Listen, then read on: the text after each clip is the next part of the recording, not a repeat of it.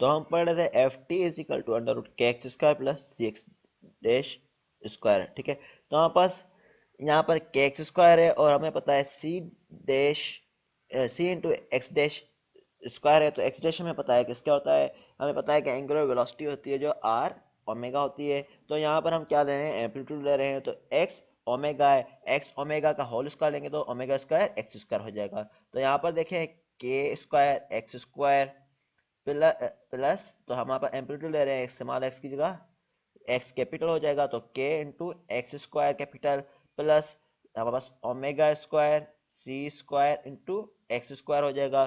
तो एक्स हमारे पास इसमें देखेंगे कॉमन है एक्स स्क्वायर, तो अंडर रूट से बाहर जाएगा सिंपली एक्स आ जाएगा, तो एक्स अंडर रूट के स्क्वायर प्लस ओमेगा स्क्वायर सी हो जाएगा।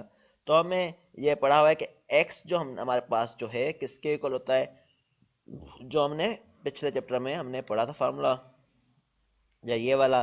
तो x जो हमारे पास है K minus M omega square whole square plus omega square C square, ठीक है। तो ये हमने यहाँ से वैल्यू इसकी x की पुट कर ली है सिंपली इसमें तो ये सेम रहा अंडर रूट में x की वैल्यू हमने ये पुट कर ली, ठीक है। तो ये वाली वैल्यू पुट कर ली, तो इसके बाद हम क्या कर रहे हैं इसके बाद रहते हैं ट्रांसमिसिबिलिटी या ट्रांसमिशन रेशियो को जो हमने डिफाइन किया था उसकी डेफिनेशन पे जो हमने पढ़ा था, it is the ratio of magnitude of force transmitted to the force of excitation या एक्साइटिंग फोर्स जो है F T by F nought होता है, T F is equal F T by F nought. तो हमें पता है कि ये क्या है, एफ टी है, इससे क्रॉस मल्टीप्लाई करेंगे तो ये एफ नॉट हो जाएगा। तो F T by F nought जिसको हम बोलेंगे टी एफ, ये इक्वल होगा के स्क्वायर प्लस ओमेगा स्क्वायर सी, क्योंकि एफ नॉट क्रॉस मल्टीप्लाई करके नीचे आ जाएगा, F T by F not हो जाएगा जिसको हम टी एफ बोल रहे हैं। तो ये हो जाएगा के square omega square C square power half है, तो इसमें भी हाफ है तो हमने बाहर कॉमन ले लिया half, K minus M omega square whole square plus omega square C square ठीक है। इसमें से हम क्या कर रहे हैं कि यहाँ से भी कॉमन ले रहे हैं, यहाँ से कॉमन ले रहे हैं, तो के आपस में कट जाएगा, तो 1 प्लस ओमेगा स्क्वायर सी अपॉन के हो जाएगा, ठीक है। तो आप पास इसमें हमने क्या किया है, इस पूरे को हमने जीटा के फॉर्म में कन्वर्ट किया जैसे हमने पहले किया हुआ था। तो हमने ये क्वेश्चन वापस जीटा के फॉर्म में लिख लिया, ये हमने पहले चैप्टर में डिस्कस किया हुआ है, ठीक है। तो हमारे पास आर जो है ओमेगा बाय ओमेगा एन के बराबर होता है, ठीक है। तो इसका बताया, और टी एफ जो हमें डिफरेंट चीज़ें ये बताई हुई हैं, तो ठीक है उसको बताया हुआ है। तो हमने ये क्या हुआ, जीटा के फॉर्म में इक्वेशन लिख लिए, ये किस तरह आई, जैसे हमने पहले लेके आए थे, इसमें ओमेगा एन में कन्वर्ट कर दिया था, फिर ओमेगा एन के बाद हमने पहले के कॉमन लिया, फिर ओमेगा एन में इसको कन्वर्ट किया, फिर आप जीटा के फॉर्म में कर लिया है कन्वर्ट जो सी बाय सी सी था, ठीक है। ठीक है, तो वापस क्या है, ये इस तरह आ जाएगी इक्वेशन।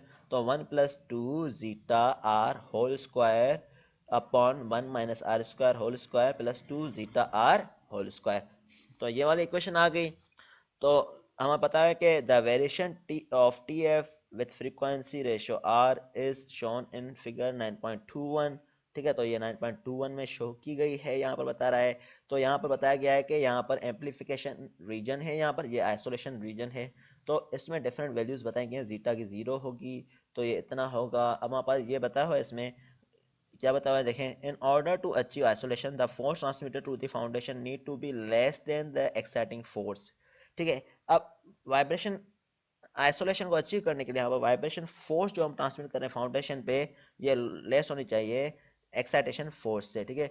तो आइसोलेशन फोर्स जो हमारे पास है, ये एक्साइटेशन फोर्स जो हम अप्लाई करेंगे उससे कम होनी चाहिए। It can be seen from figure that the forcing frequency has to be greater than under root 2 times natural frequency. तो फोर्सिंग फ्रीक्वेंसी जो है हमारे पास ग्रेटर देन होनी चाहिए, फोर्सिंग फ्रीक्वेंसी जो है ग्रेटर देन हो जाए अंडर रूट 2 टाइम्स, ये अंडर रूट 2 टाइम्स की ये लाइन गिवन है जिसकी वैल्यू ये आ रही है, उससे हमारे पास ग्रेटर होनी चाहिए जैसे कि हम वाइब्रेशन आइसोलेशन क्रिएट कर सकें, ठीक है। Frequency has to be greater than under 2 times of natural frequency of the system in order to achieve isolation of the system. जैसे कि हमारे पास आइसोलेशन लानी है सिस्टम में, तो ये अंडर 2 टाइम्स ग्रेटर होनी चाहिए नेचुरल फ्रीक्वेंसी से। अब जहाँ पास डैम्पर प्रोवाइड नहीं किया गया, ठीक है, तो सी प्रोवाइड नहीं किया गया, तो ये वाला पैरामीटर 0 हो जाएगा और ये वाला पैरामीटर 0 हो जाएगा। तो टी एफ के हम बोल सकते हैं वैल्यू जो हो जाएगी 1 upon 1 minus R square whole square, ठीक है। तो अंडर रूट में है, ठीक है, तो ये वाला अंडर रूट में है 1 upon 1 minus R square whole square, तो अंडर रूट से बाहर आएगा तो 1 माइनस आर स्क्वायर हो जाएगा। तो ये हमने T F is equal 1/1 minus R square ले लिया है, तो 1/1 minus omega by omega N whole square कर दिया, क्योंकि R is equal to omega by omega N होता है। तो हम जब हमारे पास डैम्पर सी नहीं होगा तो हमारे पास क्या होगा, हमारे पास जब हमने ये देखा एनालाइज किया ओमेगा बाय ओमेगा एन जो है हमारे पास क्या होगा, ग्रेटर देन 1 होना चाहिए। ठीक है, तो ये ग्रेटर देन बल्कि ग्रेटर देन 1 है, क्योंकि ये हमने बताया कि नेचुरल फ्रीक्वेंसी से ज़्यादा होना चाहिए। ठीक है, तो ग्रेटर देन 1 है, तो अगर लेस होगा तो हमारे पास क्या होगा, ये नेगेटिव वैल्यू आएगी। तो इसलिए हम क्या कर रहे हैं, नेगेटिव वैल्यू को मिनिमाइज करने के लिए हम क्या कर रहे हैं, T F is equal to omega by omega N whole square minus 1 के फॉर्म में ये इक्वेशन लिख रहे हैं, जैसे हमारे पास नेगेटिव वैल्यू ना आए, तो ये पॉजिटिव आएगी। ठीक है, अब बताया हुआ आगे, ये यहाँ तक एक बात हो गई पूरी। अब यहाँ पर दूसरी बात बताई हुई है, for small values of damping ratio zeta, ठीक है, and frequency ratio ratio r greater than 1, the transmissibility can be approximate by, तो वहाँ पर ट्रांसमिसिबिलिटी जो हम देंगे इसी इक्वेशन से देंगे जो हमने बताई कि ये 1/r² - 1 और r² is equal to 1 plus T F. तो ये इक्वेशन क्रॉस मल्टीप्लाई करके यहाँ से निकाली गई है, ये उस तरफ चला गया तो इस तरह हमने ये इक्वेशन निकाल दिया, टी एफ नीचे आ जाएगा। ठीक है, तो ये r² - 1 उस तरफ चला जाएगा, टी एफ नीचे आ जाएगा 1/TF, तो यहाँ पर r+1 इस तरह हो जाएगा, तो 1 plus T F upon T F हो जाएगा। तो ये क्वेश्चन यहाँ से आ गई, तो इसका बताया हुआ है कि ये हमने यहाँ से निकाल सकते हैं। फिर यहाँ पर कुछ चीजें क्लियर की गई हैं। यहाँ बताया है magnitude of force transmitted to the foundation can be reduce by decreasing the natural frequency of the system. अब बताया हुआ है magnitude of force transmitted to the foundation, हमारे पास जो मैग्नीट्यूड है जो फोर्स ट्रांसमिट कर रहे हैं फाउंडेशन पे वो रिड्यूस कर सकते हैं। कैसे, जैसे कि नेचुरल फ्रीक्वेंसी जो है ओमेगा एन उसको कम किया जाए। ठीक है, ओमेगा एन सिस्टम का कम होगा तो हमारे पास क्या होगा, फाउंडेशन पे जो है बेस पे जो है वाइब्रेशन कम आएगी। दूसरा बताया हुआ है सिस्टम का, the force transmit to the foundation can also be reduce, दूसरा तरीका बताया है किस तरह रिड्यूस कर सकते हैं, by decreasing damping ratio, damping ratio को हम कम किया जाए C/Cc को, तो हमारे पास क्या होगा, ये डैम्पिंग रेशियो कम आएगा तो वाइब्रेशन आइसोलेशन रिक्वायर करती है r ग्रेटर देन √2 हो। ठीक है, तो हमारे पास r ग्रेटर देन √2 हो, C/Cc का रेशियो जो है ग्रेटर देन √2 हो, the machine should pass through the resonance during startup and stop. तो आप इस तरह डिजाइन करेंगे कि मशीन स्टार्ट और स्टॉप की कंडीशन में इसका √2 से ग्रेटर सिस्टम हो, फिर बाद में भले कम हो जाए, तो स्टार्ट और स्टॉप की कंडीशन में ये जो है इससे पास हो √2 से, ताकि हम पास डैम्पिंग जैसे हमारे पास अच्छी तरह से आ जाए। ठीक है,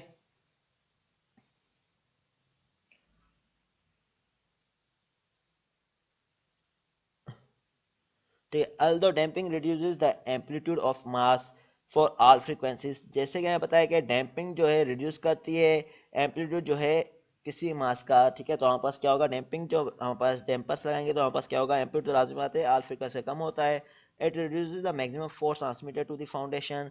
इसके बाद हमारे पास ये हमारे पास जैसे यहाँ बताया कि हमारे पास ये क्या है, फोर्स ट्रांसमिटेड भी रिड्यूस करेंगे क्योंकि हमारे डैम्पर्स लगे हुए हैं। Only if R is less than √2। ठीक है, तो ये तब के लिए होते हैं डैम्पर्स जब हमारे पास √2 से कम हो लेस। ठीक है, above the value the addition of damping increase the force of transmission. ठीक है, तो हमारे पास आर ग्रेटर देन होगा डैम्पर्स के थ्रू सिंपली अब आप फोर्स रिड्यूस नहीं कर सकते, तब हमारे पास क्या है, ये वाइब्रेशन इंक्रीज करती है, तब हमारे पास इस तरह का सिस्टम लगाया जाता है जो मैंने बताया है अभी। If the speed of machine varies, हमें बताया स्पीड मशीन की क्या है, वेरी कर रही है, स्टेबल नहीं है, तो हमें कंप्रोमाइज करना होगा choosing the amount of damping to minimise the force transmitted. फिर हमारे पास जो डैम्पिंग जो हम ट्रांसमिट कर रहे हैं, जो ट्रांसफर हो रहा है हमारे पास फोर्स, तो हमें कॉम्प्रोमाइज करना होता है। The amount of damping should be sufficient to limit amplitude X.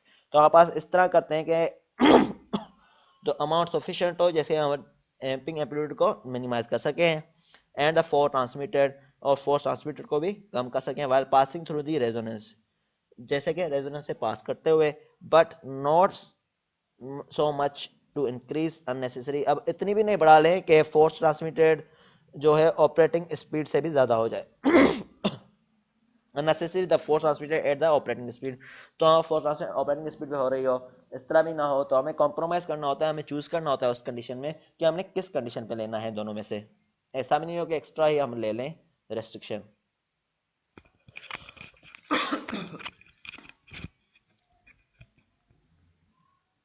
तो ये एम्पलीफिकेशन रीजन है, ये आइसोलेशन रीजन है, और ये ट्रांसमिसिबिलिटी है। अब reduction of vibratory motion of the mass. Reduction of the vibratory motion of the mass हम किस तरह करते हैं, जैसे कि मैनी एप्लीकेशन में आइसोलेशन रिकॉर्ड होती है वाइब्रेशन को reduce the motion of the mass. ठीक है, तो किसी किसी जब मैनी एप्लीकेशन यहाँ पर आइसोलेशन हम रिक्वायर करते हैं, जैसे कि मोशन ऑफ द मास है अंडर किसी फोर्स अप्लाइड में, उसको हम मिनिमाइज कर सके, आइसोलेशन रिक्वायर्ड होती है उसके लिए, जैसे कि वाइब्रेशन नीचे तक महसूस ना हो। डिस्प्लेसमेंट जो है हमारे पास, जो हमारे पास एम्पलीट्यूड हमारे पास लिया जाता है मास ड्यू टू द फोर्स, जो ये हमारे पास टी टी जो हमारे पास होते हैं, हम रिप्रेजेंट करते हैं x by delta S T, x by delta S T से। तो डेल्टा एस टी का हमने फार्मूला पढ़ा था, तो हमारे पास क्या था, एफ नॉट के इस तरह कुछ पढ़ा था। ठीक है ना, तो हमारे पास क्या था इसका फार्मूला, तो वो हमने ये पुट कर लिया इसमें। ठीक है, तो हमारे पास क्या था, ये delta S T F not upon जो भी था फार्मूला, तो ये हमने पुट कर लिया एक्स अपॉन, ठीक है, तो उसका फार्मूला हमने ये वैल्यूज पुट किए, तो उसके बाद हमारे पास आ गया 1 upon under root 1 minus R square whole square plus 2 zeta R square.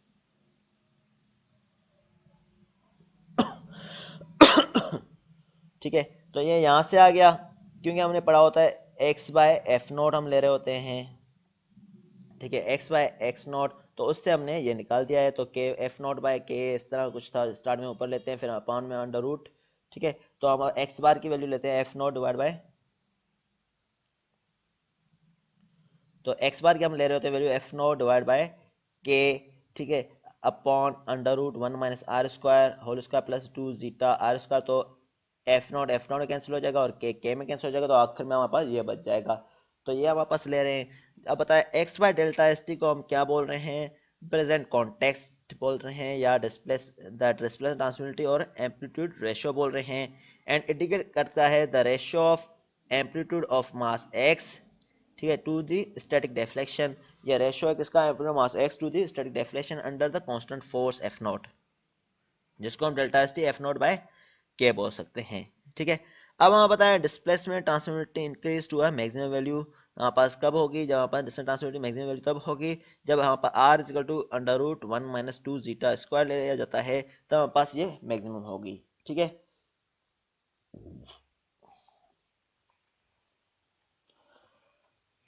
अब इस पे एक न्यूमेरिकल किया हुआ है।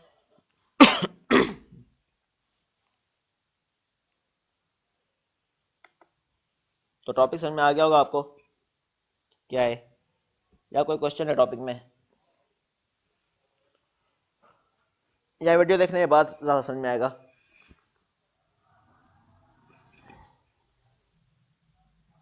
टॉपिक आपको समझ में आ गया है या वीडियो देखने बाद में आएगा। नहीं सर, काफी हद तक समझ में आ गया। इसमें न्यूमेरिकल नहीं इस टॉपिक में। तो यही टॉपिक है, न्यूमेरिकल है, अभी मैंने जो स्टार्ट करा रहा हूँ ये न्यूमेरिकल ही अच्छा है। जी। ठीक है, तो ठीक। न्यूमेरिकल इसके हैं, तो ये टॉपिक आगे भी है और भी।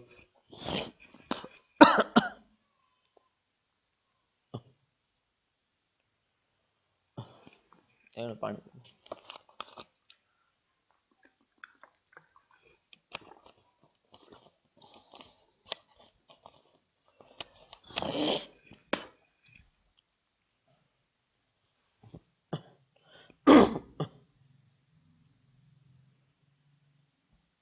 अब हमें बताया गया है an exhaust fan rotating at 1000 RPM, एक एग्जॉस्ट फैन है जो रोटेट कर रहा है, मीन के एन कितना है 1000 RPM, is supported by 4 spring, जिसमें 4 स्प्रिंग लगे हुए हैं, each having stiffness of k, जिसमें सारे स्प्रिंग की स्टिफनेस कितनी है k है। if only 10% of unbalanced force of the fan is to be transmitted to the base। अब हमें बताया गया कितनी फोर्स ट्रांसमिट कर रहे हैं बेस पे, 10%, ट्रांसमिसिबिलिटी कितनी है 10% है to the base. What should be the value of K, तो हमने के की वैल्यू फाइंड आउट करनी है। Assume mass of the exhaust fan to be 40 kg, हमने मास बताया कितना है 40 kg है। ठीक है, तो हमने क्या बताना है अभी, कितनी force, what should be the value of K, तो हमें वैल्यू ऑफ के निकालनी है। ठीक है, और मास जो बताया हुआ है कितना है 40 kg है। ठीक है, तो हमें पता है कि के की वैल्यू किस तरह निकाल सकते हैं, omega N is equal to under root K by M से। ठीक है, लेकिन अब हमारे पास क्या है यहाँ पर, तो हमारे पास क्या है ना ओमेगा एन की वैल्यू गिवन है, ना हमारे पास जो है के की वैल्यू गिवन है, एम खाली गिवन है हमें। तो हमें ओमेगा एन फाइंड आउट करना है, लेकिन हमें पता है ट्रांसमिसिबिलिटी जो हमारे पास है 0.1 है, 10% है, तो ये हमें गिवन है, तो उसका फॉर्मूला हमें पता है कि ये वाला है। ठीक है, जो आज हमने पढ़ा है। तो 1 plus 2 zeta transmissibility is equal 1 plus 2 zeta omega by omega N whole square upon 1 minus omega by omega N whole square, bracket में होल स्क्वायर हो गया, plus 2 zeta omega by omega N whole square हो गया, under root में ये सारा आ जाएगा। तो हमें पता है कि ओमेगा किसके बराबर होता है, 2 पाई एन डिवाइड बाय 60। तो हमें एन की वैल्यू कितनी है, 1000 है, तो यहाँ पर हमें ओमेगा फाइंड आउट करना है पहले। तो 1000 है 1000, ठीक है, तो हमारे पास क्या है, ये 1000 हो गया इंटू 2 पाई डिवाइड बाय 60, तो ये हमारे पास ओमेगा कितना आ जाएगा, 104.72। ठीक है, तो हमारे पास क्या है, ये ओमेगा हमें फाइंड आउट करना था और ओमेगा एन हमें फाइंड आउट करना है। ओमेगा आ गया 1000 इंटू 2 पाई अपॉन 60, तो ओमेगा एन हमें पता है किसके बराबर है, under root K by M के। तो हमारे पास कितने स्प्रिंग लगे हैं, 4, इसने बताया कितने स्प्रिंग लगे हैं, 4। तो सबकी स्ट्रेंथ कितनी है, के है, तो 4 होंगे, तो यहाँ पर क्या हो जाएगा, 4k हो गया, और मास कितना है 40 kg, तो 4k डिवाइड बाय 40। तो इसका हमने 10 टाइम आ गया ये, तो इसका हमने क्या लिया है, अंडर लेके निकाली वैल्यू, तो 3.1623 आ गया। ठीक है, तो ये 10 का ये अंडर निकाला हमने। ठीक है, तो अंडर रूट के बाय 3.1623 आ गया। तो हमने क्या करना है, के की ओमेगा एन की जगह ये वैल्यू पुट करनी है, ताकि हम जो है ओमेगा, बल्कि के हमने फाइंड करना वो हम फाइंड कर सकें। तो इस इक्वेशन में हमने क्या किया, ये सारी ओमेगा की और ओमेगा एन की वैल्यू ये पुट कर ली। तो ओमेगा की जगह हमने क्या लिखना है, 104.72। ठीक है, तो ये प्लस ही आएगा 1। ठीक है, हम अज्यूम कर रहे हैं यहाँ पर डैम्पिंग रेशियो 0 है। हम क्या कर रहे हैं यहाँ पर, अज्यूम कर रहे हैं डैम्पिंग रेशियो 0 है। डैम्पिंग रेशियो 0 है, मीन के जीटा जो है 0 हो गया। तो हमारा इक्वेशन क्या हो जाएगा, 1/1 minus omega by omega N square whole square. ठीक है, तो यहाँ पर क्या है, प्लस 1 होगा सिंपली, तो 1/1 माइनस ओमेगा कितना है, 104.72 डिवाइड बाय, ठीक है, तो 104.72 into omega by omega N है, तो अपॉन में है, तो ये अंडर रूट के नीचे आ जाएगा, 3.1623 ये ऊपर हो जाएगा। तो 3.1623 ऊपर आ गया, तो अपॉन में अंडर रूट के आ गया, होल स्क्वायर हो गया। इसको भी अब हम सॉल्व करेंगे, तो हमारे पास ये वैल्यू आएगी, to avoid imaginary value we need to consider negative sign on the right hand side. ठीक है, तो हमने नेगेटिव साइन कर रहे हैं कंसीडर। ठीक है, तो हमारे पास क्या आ जाएगा, ये 331, तो अपॉन अंडर रूट के इज इक्वल टू 3 पॉइंट, इसको पूरे को सॉल्व करेंगे आपके पास, तो कुछ इस तरह से आंसर आ जाएगा। तो इसमें से आप के की वैल्यू निकाल देंगे, या भले आपको इस तरह लें, तो इसमें से हमारे पास के की वैल्यू निकल जाएगी। ठीक है, तो इसी क्वेश्चन सिंपली आपने सॉल्व करना है, तो इससे के की वैल्यू निकल जाएगी। सही है, मैंने इस इक्वेशन सॉल्व करना है, पहले आप मल्टीप्लाई करने हैं इससे, फिर अंडर रूट के करके वैल्यू निकाल दें इसकी। भले आप सर क्वाड्रेटिक फार्मूले से निकालें या वैसे निकाल दें। जी हाँ, सर जरूरी है कि हमें जीटा की वैल्यू जीरो कंसिडर करनी है, या कोई केस लगा के जीरो कंसिडर करेंगे, या 0.1 0.2 भी ले सकते हैं हम लोग? नहीं यानी तो डैम्पर्स गिवन और फिर आप ले लें, अभी कोई भी गिवन नहीं है, इसलिए हमने अज्यूम कर लिया जीरो है। वरना तो हमने दूसरी चीजें हमने लेनी होती कि कितनी दूसरी चीजें लेंगे, सी भी आ जाएगा, सी सी भी आ जाएगा, इसलिए हमने क्या कर दिया है, जीटा जो है जीरो कंसीडर कर दिया है। वरना तो उसमें सी भी हमें कंसीडर करना होगा, सी सी भी करना होगा, क्योंकि हमारे पास 0.1 लेंगे तो मीन के हमारे पास डैम्पर्स लगा हुआ है। सही। तो हमने क्या अज्यूम कर लिया कि इसमें डैम्पर लगा हुआ ही नहीं है, तो हमारे पास सी के पास सी सी की वैल्यू जीरो हो जाएगी। जीरो, ठीक है सर। इससे हमने ये कंसीडर किया सी बाय सी सी जीरो के इक्वल है, जीटा मीन के जीरो है। ऐसे मैंने थ्योरी में भी बताया था कि अगर हम ये चीज लेते हैं तो इक्वेशन इस तरह हो जाती है, omega by omega N whole square, ताकि हमारे पास केसेस को न्यूमेरिकल में मसला ना हो ज्यादातर।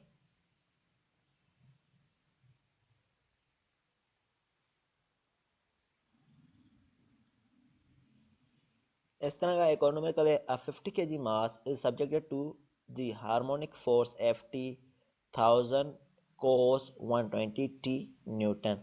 अब हमें बताया कि एक 50 kg मास है, मास बताओ इतना है, और हार्मोनिक फोर्स जो है हमारे पास कितनी है, 1000 cos 120 t। Design an undamped isolator हमने एक अनडेप्ड आइसोलेटर को डिजाइन करना है so that the force transmitted to the base should does not exceed 5% of the applied force. तो हमारे पास इस तरह डिजाइन करना है जो हमारा फोर्स अप्लाई कर रहे हैं, ट्रांसमिट कर रहे हैं टू द बेस, जो एक्सीड ना करें 5% ऑफ अप्लाइड फोर्स के। जैसे सपोज क्या 100 न्यूटन लगा रहे हैं तो 5 न्यूटन से ज़्यादा जो है ट्रांसमिट ना हो, ठीक है। तो हमने इस तरह डिज़ाइन करना है। Also find the displacement amplitude, तो हमने उसके अलावा डिस्प्लेसमेंट एम्पलीट्यूड फाइंड आउट करना है of the mass of the system with isolation, किसी मास ऑफ सिस्टम का विद द आइसोलेशन से, ठीक है। तो हमारे पास हमें पता है कि ट्रांसमिटिविटी कितनी रहनी है, इससे ज़्यादा नहीं होनी चाहिए। तो हम अज्यूम कर रहे हैं ट्रांसमिटिविटी कितनी है हमारे पास 0.05, ठीक है, क्योंकि 5 डिवाइड बाई 100 करेंगे तो 0.05 हो जाएगा।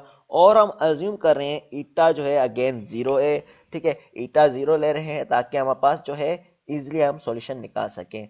तो हमने ये इक्वेशन पढ़ी थी बाय सेटिंग दीज वैल्यूज, ठीक है। तो हमने ये वाली इक्वेशन जो लास्ट पढ़ी थी R square is equal to approximately 1 plus T F upon T F, तो ये हम वैल्यू यूज कर सकते हैं जिसमें हमें आर पता है ओमेगा बाय ओमेगा एन के इक्वल है, ठीक है। तो आर स्क्वायर क्या हो जाएगा omega by omega, omega square by omega N square, ठीक है। तो हमें ओमेगा एन पता है किसका होता है under root K by M होता है, तो ओमेगा एन स्क्वायर है तो अंडर रूट से बाहर निकल आएगी के बाय एम हो जाएगी वैल्यू, ठीक है। तो आप पास के यहाँ से निकाल सकते हैं, K is equal to omega square M upon R square, ठीक है। तो K is omega square M upon R square है, ठीक है। अब हमारे पास यहाँ पर क्या किया हमने, यहाँ पर आर की वैल्यू हमें गिवन है, ओमेगा स्क्वायर की वैल्यू गिवन है या नहीं गिवन, देखें 120 टी गिवन है, ठीक है। तो ओमेगा टी होता है हमें पता है कि एफ कोस ओमेगा टी होता है, यहाँ पर F T is equal to F cos omega T होता है। तो ओमेगा कितना आ गया यहाँ से, ओमेगा आ गया 120, ठीक है। तो हमने यहाँ से निकाल दिया ओमेगा कितना है 120 स्क्वायर इनटू एम कितना है 50 हमें गिवन है डिवाइड बाय 21, तो यहाँ से हमारे पास के की वैल्यू आ जाएगी 34.2857 एक्सपोनेंट 3 न्यूटन पर मीटर, ठीक है। और डिस्प्लेसमेंट एम्पलीट्यूड जो हमारे पास क्या हो जाएगा, ठीक है, उस जो हमने फार्मूला यूज किया हुआ है एक्स का वहीं से निकाला हुआ है फार्मूला, तो एफ नॉट डिवाइड बाई के इंटू 1/r² - 1, तो एफ नॉट कितना है हमारे पास, एफ नॉट जो हमारे पास है कितना है, F nought cos omega T होता है तो एफ नॉट कितना है 1000 डिवाइड बाई के कितना है, के है 34.2857 एक्सपोनेंट 3, ठीक है, इंटू 1/r², आर स्क्वायर कितना है, आर स्क्वायर जो हमने 21 निकाला है -1, तो इसकी वैल्यू पुट कर ली तो हमारे पास 1.4583 एक्सपोनेंट -3, ठीक है। तो ये वाली x की वैल्यू आ गई हमारे पास। तो इनिशियली आप क्या कर ले डेटा में F T cos 1000 cos omega T से कंपेयर, बल्कि 1000 कोस 120t को कंपेयर करें F T is equal to F nought cos omega T से, तो एफ नॉट आप बता देंगे हमारे पास इतना है और ओमेगा टी ओमेगा इतना है, ठीक है। तो डायरेक्टली हमने ये वैल्यूज पुट की हैं तो डायरेक्टली आपके पास ये सॉल्यूशन आ जाएगा। सही है, ओमेगा समझ में आ गया है। तो इसमें भी हमने यस सर। इसमें क्या करना है, हमने इसमें भी डैम्पिंग रेशियो 0 रखना है, ठीक है। अब आइसोलेशन में ये बात ध्यान में रखनी है, अगर गिवन है तो ठीक है, नहीं तो हमने इनिशियली 0 रख रहे हैं ताकि हमारे पास आइसोलेशन अच्छी तरह से अचीव कर सके। दोबारा भी न्यूमेरिकल को देख लें, ओवरव्यू कर लें, कहीं कोई चीज़ ना समझ सर में आ ये रही। 1+TF/TF वाला फॉर्मूला हमने पीछे से देखा है स्लाइड्स में। हाँ, जो मैंने ये मैं बता रहा हूँ यहाँ से आया है, जो हमने ये पढ़ा था फार्मूला, ठीक है, जी इसी सर। से हमने ये निकाला था T F is equal to F T by F A. तो ये किसके बराबर है 1/r² - 1, ठीक है। तो टी एफ के बराबर है, ये टी एफ है तो 1/r² - 1 था, तो इसको हमने क्रॉस मल्टीप्लाई कर लिया उस तरफ, ठीक है, और टी एफ को नीचे लेके आया तो यहाँ पर 1/TF हो जाएगा, उस तरफ क्या हो जाएगा r² - 1, तो -1 को इस तरफ लेके आएंगे तो 1/TF + 1 क्या हो जाएगा, इसकी एलसीएम लेंगे तो टी एफ 1+TF हो जाएगा। तो ये यहाँ से आया था फार्मूला। ठीक है सर। सही है। तो ये न्यूमेरिकल वैसे राव के बुक से ही हैं ये दो जो हम पढ़ते आ रहे हैं, बुक एस राव, सही सही है सर। ठीक है, ये दोनों उसी बुक से हैं। और मेड का सॉल्यूशन वैसे देख लिया आपने, एलएमएस में मैंने रख लिया है, नहीं सर देखा नहीं सर, देख लेंगे सर, तो देखता हूँ आज। सॉल्यूशन देख लें जब तक मैं कॉपियाँ चेक कर लूँ, क्योंकि आजकल लोड भी एक्स्ट्रा हुआ है, देख लेंगे, ठीक है ना। मैं कॉपियाँ चेक कर रहा हूँ, इसमें कापियाँ भी ज़्यादा है और सॉफ्ट फॉर्म में चेक करना मुश्किल है as compare to hard form में, इसमें बार बार सही देखते है, रहो। ये तो है। हार्ड ठीक है, फॉर्म में सॉल्यूशन देख लेंगे। सॉल्यूशन देख ले, आपको अंदाजा लग जाएगा, इसलिए मैंने सॉल्यूशन शेयर कर दिया है। जब तक मैं चेक करूँ तब तक आपको अंदाजा लग जाएगा कि आपकी गलतियाँ कहाँ कहाँ है। जी सर। ठीक है, तो सॉल्यूशन मैंने कर दिया है, किसी किसी में लिख दिया है कि वैल्यूज चेंज करनी है, वरना तो मेथड सारा सही है। सही। सर आपने अभी कॉपीज बिल्कुल भी चेक नहीं किए? कुछ की हैं लेकिन सारी नहीं की, तो मैं बोल रहा हूँ कि क्योंकि अभी डिफरेंट सब्जेक्ट्स हैं, तो मैंने एक तो CVNT की करनी है, आपकी कुछ की हैं, और साथ में मैं लाडे कर रहा हूँ, क्योंकि आपकी कॉपियाँ जो है, आपका पेपर ज़्यादा लेंदी हो गया था दूसरों के कंपेयर में, तो इसमें इक्वेशन भी ज़्यादा है। ये तो है सर, हमारा पेपर लेंथी था। ठीक है ना। हाँ, तो सॉफ्ट फॉर्म में चेकिंग में ये हो रहा है कि मैं 2-3 कापियाँ चेक करता हूँ आपकी सब्जेक्ट की, थक जाता हूँ फिर दूसरा सब्जेक्ट स्टार्ट कर लेता हूँ। असल में मसला ये हो रहा है सॉफ्ट फॉर्म में। हार्ड फॉर्म में होता कि चलो सही है, जान छुड़ाओ। इसमें बार बार देखते रहो, ये तो फॉर्मूले है। चेंज करते रहो। ठीक सर। तो इसलिए आपकी कॉपी में टाइम ज़्यादा लग रहा है। सर वैसे मार्किंग सही रखिएगा सर, थोड़ा सा बस एक सवाल में प्रॉब्लम हुई थी, अपना अनबैलेंस वाले में। बकाया बाकी सही हो पेपर गए, तो आगे सही किया था। चलें सही है, जी देख सर। लेंगे। बकाया आपको सॉल्यूशन मैंने शेयर भी कर दिया है, मतलब कि किसी किसी नंबर को मैंने लिख दिया कि खाली एक पार्ट की वैल्यू चेंज करनी है, वरना तो बकाया सेम ही है। ठीक है, तो वो मैंने शेयर कर दिया ठीक है सॉल्यूशन, सर। वो देख लेना। मैंने सही। पिछले हफ्ते ही रख दिया था, आपने नोट नहीं किया, बीच में मैंने रख दिया है, जो मिड हुआ था उसके फौरन बाद या ऐसे कुछ रखा है, देख लेना, एक वीक बाद शायद। सिर्फ गौर नहीं किया होगा फिर हमने ना असल में। हाँ मैंने। बाकी दूसरे सब्जेक्ट भी चल रहे हैं ना, हाँ FIP की तैयारी भी हो रही है, इसमें तो थोड़ा बिजी चल रहे हैं। हाँ सही है, तो फिर देख लेना, अभी अंदाज़ा लग जाएगा यस आपको। सर। और FIP का भी अभी जी चल जी रहा सर। है। एक तो मेरी FIP अभी खत्म जी। हुई है, तो ये बता रहा हूँ कि अभी एक्स्ट्रा ओवरलोड चल रहे हैं, टाइम से कम हो गया है, क्योंकि एक तो FIP अभी मैंने फिनिश की है, दूसरों का भी अभी कर रहे हैं कुछ ना कुछ, और साथ में ये भी काम चल रहा है, कॉपियाँ भी है, सारे काम और एक साथ हो गए, सब्जेक्ट भी 4-4 हैं। तो ऐसे मतलब सभी को सर। 4-4 सब्जेक्ट दिए हैं, किसी को 5, किसी को 4, किसी को 3। मेरे पास तो मतलब समझेंगे नए नए ही हैं सब्जेक्ट तकरीबन। जी। चलिए ये नंबर को करते हैं, ये दूसरे बुक से है। ठीक है, ये यहाँ पर एस यूज किया गया, तो यहाँ पर के होगा असल में, जो हम यूज़ करते हैं, लेकिन इस बुक में एस यूज़ किया गया के की जगह। तो यहाँ पर मैंने बता भी दिया है, यहाँ पर रेड से मार्क किया है, जो जो नोट होंगे। वैसे सर ऊपर लिखा हुआ है ना, S equal to combined stiffness of the spring. हाँ, तो और यहाँ पर मैंने रेड से मार्क भी कर दिया, यहाँ पर जो जो चीज़ें चेंज है, तो मैंने इस नंबर में मार्क भी कर दिया है, जैसे बुक से ठीक है, मसला ये ना सही। हो। सही। तो ये बुक कौन सी है? ये है मैकेनिक्स ऑफ मशीन बाय खुरमी या राजपूत, ऐसे कुछ है कोई, उससे ये निकाला हुआ है, ये वाला न्यूमेरिकल, ये इंडियन ऑथर से। सही। सेम, क्योंकि ठीक मशीन है। में भी वाइब्रेशन आ रहा था कुछ, एक चैप्टर था, तो उससे मैंने निकाले हुए कुछ टॉपिक्स। सही। The mass of an eccentric motor is 120 kg। हमें मास बताया एसेंट्रिक मोटर कितना है, 120 kg है, and it runs at 1500 rpm। And बताया हुआ हमें कितना है, 1500 rpm है। The armature mass is 35 kg। अब हमें बताया कि एक आर्मेचर है इसका, उसका मास कितना है, 35 kg है, and its centre of gravity lies 0.5 millimetre from the axis of rotation. अब बताया सेंटर ऑफ ग्रेविटी जो है हमारे पास क्या है, एक्चुअल एक्सिस ऑफ रोटेशन है उससे थोड़ा दूर है। सेंटर ऑफ ग्रेविटी कितना है, 0.5 मिलीमीटर दूर है, तो 0.5 मिलीमीटर को हमने मीटर में कन्वर्ट करेंगे तो क्या होगा, 5x⁻⁴। ठीक है, तो ये इस तरह दिखाया गया है। ट्रांसमिट, एक मिनट, ये द मोटर, अब ये बताया 0.5 millimetre axis of rotation, the motor is mounted on 5 spring of negligible damping. अब हमें बताया गया मोटर जो है कहाँ पर लगाई गई है, 5 स्प्रिंग है, ठीक है, उस पे लगाई गई है जिसमें नेग्लिजिबल डैम्पिंग है, डैम्पिंग का बताया कि ना होने के बराबर, सो that the force transmitted is 1/11 of the impressed force. ठीक है, जो हम फोर्स ट्रांसमिट कर रहे हैं वो किसके बराबर है, 1/11 ऑफ द इम्प्रेस्ड फोर्स। तो फोर्स ट्रांसमिट हो रही है वो कितनी है, ट्रांसमिशन फोर्स 1/11 है। ठीक है, तो हमारे पास टी एफ इजिकल टू 1/11 हो गया।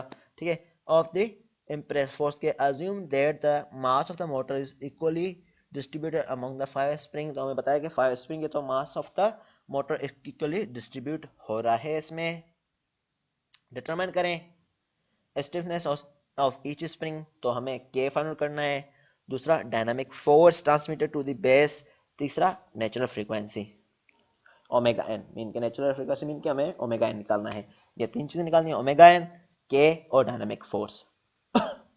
ठीक है, तो हमें पता है कि जब हमारे पास निगलिजिबल थिकनेस है तो हमारे पास क्या होगा, टी एफ इजिकल 1/r² -1।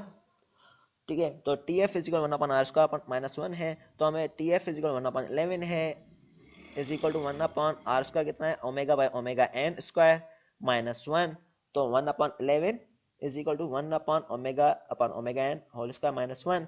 ठीक है, तो हमारे पास क्या है, यहाँ पर आप देखें कि n गिवन है, n से हम ओमेगा निकाल सकते हैं, 1500 आरपीएम गिवन है, तो 1500 2 पाई n डिवाइड बाय 60 होता है हमारे पास ओमेगा, तो 2 पाई n कितना है, 1500 डिवाइड बाय 60, तो 157.1 रेडियन पर सेकेंड आ जाएगा ये। तो इसकी हमने एलसीएम लिए है नीचे, तो ये ओमेगा एन स्क्वायर, इसकी एलसीएम आ गई, तो omega minus omega N square. ठीक है, तो हमारे पास omega square minus omega N square upon में ओमेगा एन हो जाएगा, तो हमने ओमेगा की वैल्यू पुट की है यहाँ पर 157.1 माइनस ओमेगा एन स्क्वायर, ऊपर भी ओमेगा एन स्क्वायर है, तो इसकी हमने क्या लिया है, इसको हमने इस तरफ क्रॉस मल्टीप्लाई करके ये 11 ओमेगा एन स्क्वायर हो गया। ठीक है, is equal to omega N square minus 157 का स्क्वायर लेंगे। ठीक है, तो ओमेगा एन स्क्वायर आपस में जितने भी वैल्यूज कट कर लेंगे, तो हमारे पास आंसर आ जाएगा, कितना आ जाएगा, 45.35 रेडियन पर सेकेंड। ठीक है, तो ये 45.35 रेडियन पर सेकेंड ये ओमेगा एन का आंसर आ गया है। तो हमें पता है कि omega N is equal to under root K by M है।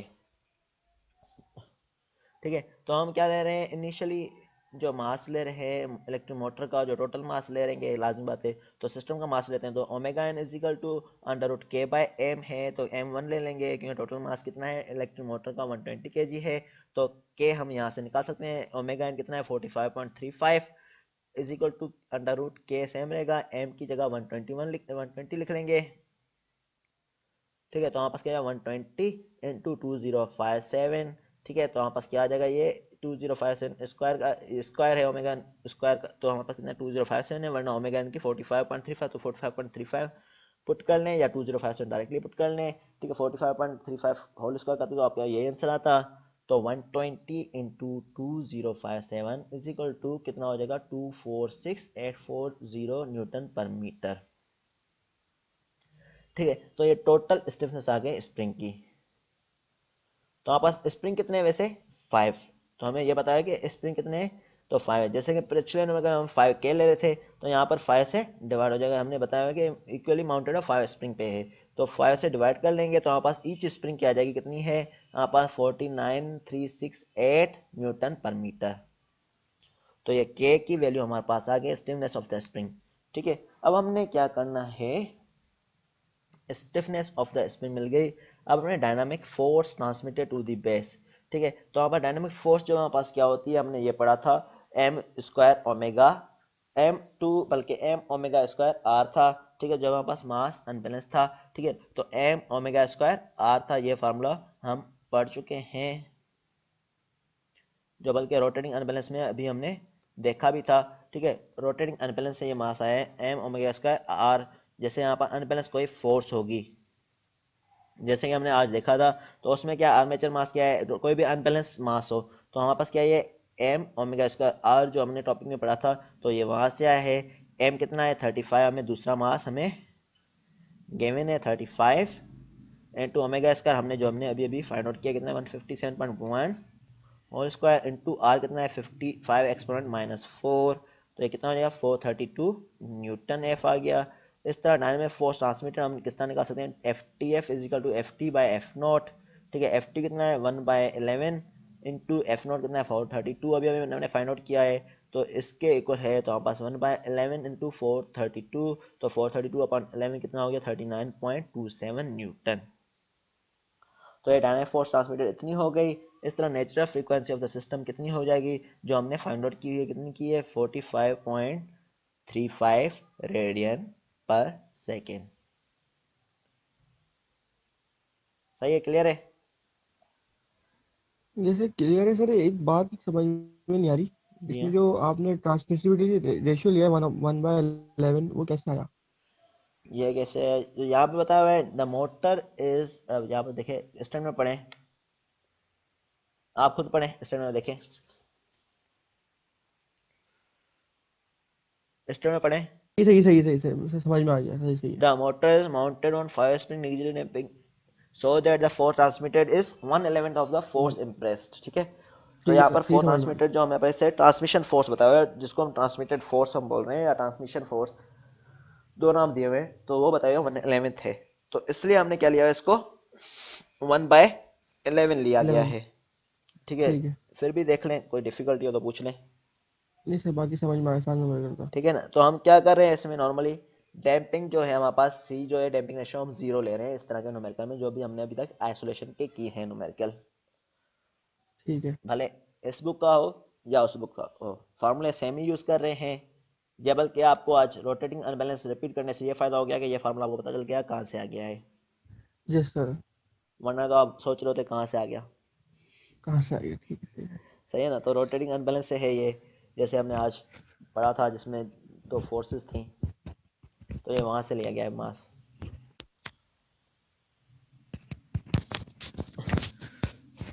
ठीक है, ये वाला न्यूमेरिकल नेक्स्ट अभी जो सेशन भेज रहा हूँ लिंक, उसी में कर लें। नहीं सर, अब बस कर सर, बहुत हो गया आज का सर। आज के लिए बहुत हो गया है। Yes sir. सही है। नेक्स्ट क्लास में कर लेंगे फिर ये।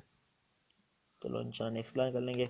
जब तक आप भले मिड का सॉल्यूशन देख लें। Yes sir. क्विज वन का सॉल्यूशन देख लिया था? नहीं, क्विज वन का सोल्यूशन देखा था सर। हाँ, देख लिया था सर क्वेश्चन का सोल्यूशन। हो गया था।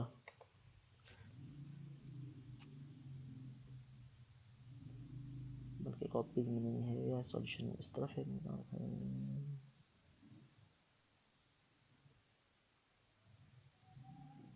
इसमें है, नहीं है।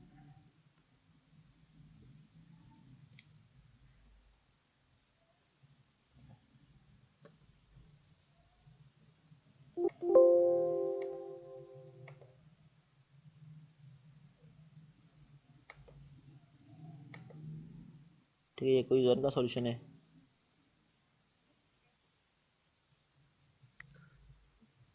जी सर। हमारे क्विज और वो कितने हो गए हैं असाइनमेंट्स? सर एक क्विज हुआ है और एक असाइनमेंट हुआ है। तो किस दिन रखें क्विज दूसरा? 3 क्विज लेने हैं हमने, और असाइनमेंट भी जल्दी मैं अनाउंस कर लेता हूँ दूसरी भी। सर आप असाइनमेंट 2 और 3 तो एक साथ ही दे रहे हैं, वो तो हम आपको सबमिट करा देंगे।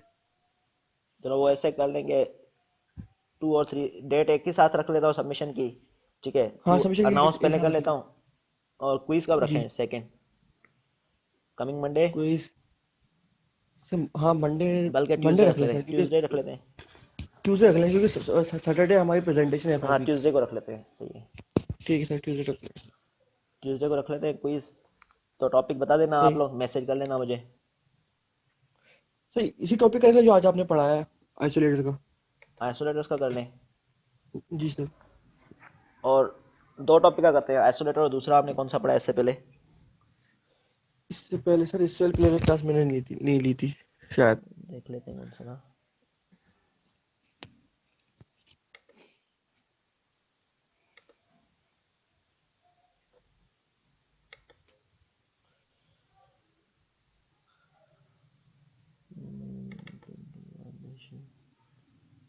हाँ, शाफ्ट वेल्डिंग, वेल्डिंग, सही। शार्ट वेल्डिंग, ठीक है, इन दोनों टॉपिक में से ठीक है सर, मंडे को, ट्यूसडे को। ट्यूसडे को भले ग्रुप में अनाउंस कर ठीक लेना। है।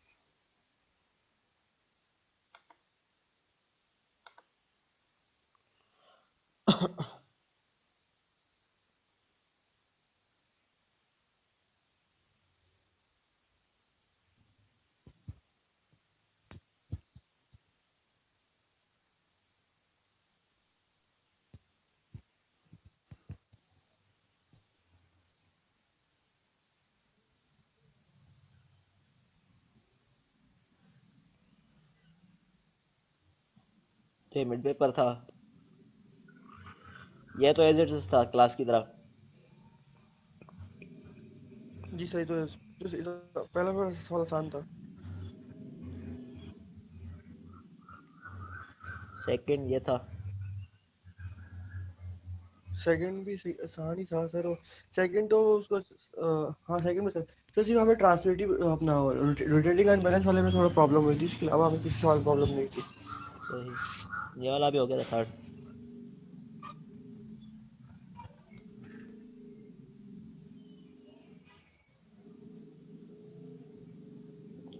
ये भी हो गया था। कैलकुलेशन फ्रीक्वेंसी, हाँ सर ये इसमें मुश्किल स्टेडी स्टेट एम्पलीट्यूड मसला था। सही है, तो अभी सॉल्यूशन है देख लेना, फॉर्मूले वही हैं जो हमने पढ़े थे, फॉर्मूला कोई भी चेंज नहीं होगा। सर हमने ना इसको सवाल को मैंने ऐसे ही किया था जो हमारे पास आज स्लाइड आपने डिस्कस किया दोबारा, उसकी जो एग्जाम्पल थी 3.1 के बाद की एग्जाम्पल थी, उसको मैंने लेते हुए सेल्फ सॉल्व किया था। उसके ना एक फार्मूला यूज हुआ था स्टेडी स्टेट एम्पलीट्यूड का, तो उस सही, फार्मूले को मैंने यूज करते हुए स्टेडी स्टेट एम्पलीट्यूड निकाला था। तो आंसर वेरीफाई कर लेना सेम आ रहे या नहीं आ रहे, देखेंगे कि किस तरह है। ये भी देख सर, ये भी देख लेते हैं सर। ठीक है, तो टोटल रेस्पॉन्स हमने ये निकाला था, और ये वाला ये मिल गया था गूगल से। सर ये नहीं मिला था स्टेडी स्टेट एम्पलीट्यूड वाला, ये वाला ये भी नहीं मिला। नहीं मिला सर ये तो।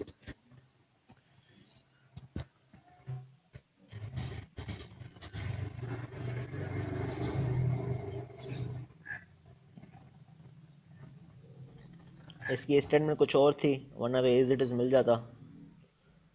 अभी चेक किया आपके पास आ रही होगी, लेकिन सॉल्यूशन गलत बता रहा होगा। सर चेक है नहीं हमारे पास, खरीदना पड़ता है उसको। हाँ, तो उसमें सॉल्यूशन गलत बता रहा होगा और दूसरी तरह बता रहा होगा। तो यही तो की थी टेक्निक मैंने इसमें, देखते हैं किसने सही किया है। सर यही फॉर्मूला यूज किया था मैंने। सही है, यही किया तो।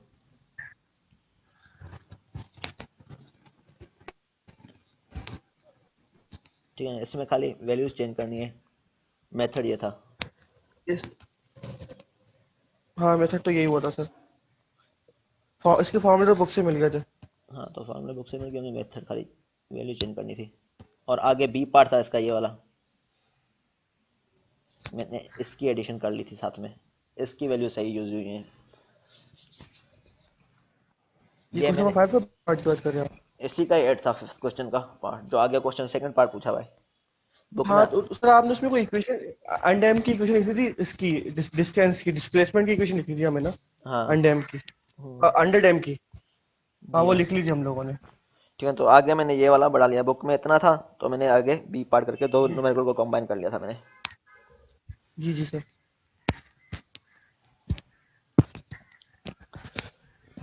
ठीक है, तो फॉर्मूले वही है जो हमने यूज़ किए हैं, खाली मैंने कॉम्बिनेशन कर लिए हैं न्यूमेरिकल, दो तीन जो हैं, थोड़ा 24 आवर था टाइम, इसलिए थोड़ी बहुत चेंजिंग लाजमी थी। सर वो अब फाइनल में थोड़ा सा सही रखिए, सही सही दिएगा सवाल। चलो सही है। टाइम भी कम होगा हमारे पास तो हम हाँ, तो करने में अभी होंगे तो सवाल। 24 आवर था, तो इसलिए मैंने इस तरह जी किया अभी था, तो सर। भले टाइम लगे थोड़ा सॉल्व करने में। सर फाइनल में ना सर स्लाइड्स को अगर आप फॉलो करें तो ज़्यादा बेटर रहेगा सर, हमारे लिए भी सर। तो लाजमी बात है, एक या दो न्यूमेरिकल ऐसे होंगे जो कॉम्बिनेशन होंगे, बकाया तो मतलब कि मेथड वही होगा, स्लाइड में सब ऐसे छापा होगा एज इट इज वैल्यू हुई, तो फिर तो एक दिन का फायदा ही नहीं होगा। एज इट इज भी नहीं कह रहे, एज इट इज भी नहीं कह रहे, मतलब ऐसे कह रहे हैं कि ज्यादा कॉम्प्लिकेटेड नहीं हो, फिर हमारा एक सवाल को सॉल्व करने में अब 1 घंटा लग गया तो फिर मसला हो जाएगा ना, हाँ, फिर तो बाकी इंशाल्लाह सवाल इतना मसला। ऐसा नहीं चेंजेस होगा। कर लें थोड़ी सी सर, थोड़ी बहुत बिल्कुल चेंजेस होंगी, एग्जैक्ट भी ना दें। तो थोड़ी बहुत जी चेंजेस होंगी लाजमी बात है, लेकिन एक क्वेश्चन ऐसा होगा जिसमें जो अच्छा स्टूडेंट होगा उसका पता चल जाएगा कौन सा अच्छा स्टूडेंट है। सर उसके उसके मार्क्स कम रखिएगा उस क्वेश्चन के। क्वेश्चन में मार्क्स कम रखूं? 8 होंगे, लाजमी बात है। चलें सर ठीक है, तो अब इंशाल्लाह तैयारी करेंगे तो फिर थोड़ा और आ जाएगी हमें हाँ वाइब्रेशन। चलें, सही है, इंशाल्लाह प्रैक्टिस करते जाएं, समझ में आता जाएगा। तो अभी तक तो समझ में आ रहा है ना वाइब्रेशन? अब तक तो सर आज समझ में आया काफी बात। सही है। तो मेरी कोशिश यही रही है जी कि मैं सर। पहली मरतबा पढ़ा हूँ, लेकिन मेरी कोशिश यही रही है कि अच्छा पढ़ा सकूँ। जी बिल्कुल। सही है ना? वैसे ठीक है ये सर। सब्जेक्ट है तो मुश्किल, लेकिन जहाँ तक मुझे समझ में आ रहा है तो कोशिश की है मैंने। ठीक है, होपफुली आपको काफ़ी हद तक समझ में आ रहा भी होगा। आज रोटेटिंग अनबैलेंस भी जैसे कि कोई मसला था तो हो गया होगा, किस तरह हमने लिया हुआ है। हाँ सर को तो वो रोटेटिंग एलिमेंट से मसला क्लियर हो गया। सही है ना? तो इंशाल्लाह और भी होती जाएंगी जी डिफ़िकल्टी, सर। सॉल्व होती जाएंगी जैसे आप पढ़ते जाएंगे। असल रेगुलर पढ़ते जाएंगे, ये सब्जेक्ट मांगता है कि रेगुलर पढ़ो। ये वाला सब्जेक्ट, जैसे दूसरे सब्जेक्ट जाएंगे एक दिन में काम हो गया, तो इसमें मतलब प्रैक्टिस करनी होती है, यस भले बीच बीच में करें या जैसे भी करें, करनी होती है। क्यों ना, एक से चीज़ दूसरी सही। इंटरलिंक्ड है दोनों आप हम्म, इसमें। जी सही सर। है। सर वैसे ये जो कॉम्बिनेशन वाला आप क्वेश्चन कह रहे हैं सर, तो जी हाँ, उसके ना स्पेसिफिक टॉपिक बता दिएगा, लाइक मैंने इन 2 टॉपिक्स को कंबाइन कर लिया या इन 3 टॉपिक्स को। वो सर देखेंगे वो कि थोड़ा सा हमारा। पता नहीं, देखते हैं कौन से टॉपिक को। वो मैं तभी बनाता हूँ जब पेपर सबमिट कर रहा हूँ, तो तभी मैं सोचता हूँ कि किसको कंबाइन करना है। जैसे इसमें मैंने ये सर तो कंबाइन कर लिया था न्यूमेरिकल, तो ये मैंने हमें पहले सर फिर एक इंडिकेशन दीजिएगा कि ये टॉपिक्स में मैंने कंबाइन बनाया, तो सर हम थोड़ा फोकस भी कर लेंगे ना जो सर उस पे। मैंने पहले बना लिया पेपर, तो बता दूंगा कि ऐसे इसका कंबाइन किया है, या 3-4 टॉपिक बताऊंगा, उसमें से 2 का कॉम्बिनेशन होगा। ठीक है चलें सर। ठीक है, थैंक यू सर। चलें ठीक। ठीक है। ठीक है ना, आज का सेशन यहीं ठीक तक सर है। ओके। इंशाल्लाह कल फिर और यस न्यूमेरिकल सर करेंगे थैंक इसके, यू। और आगे टॉपिक होगा। चलें ठीक। सर ठीक है ये सर थैंक अपलोड यू। कर दिएगा सर जी हाँ, अपलोड डॉक्यूमेंट। करूँगा इंशाल्लाह। चलो ठीक है। ठीक है sir okay, thank you sir okay अल्लाह हाफिज़। अल्लाह हाफ़िज़।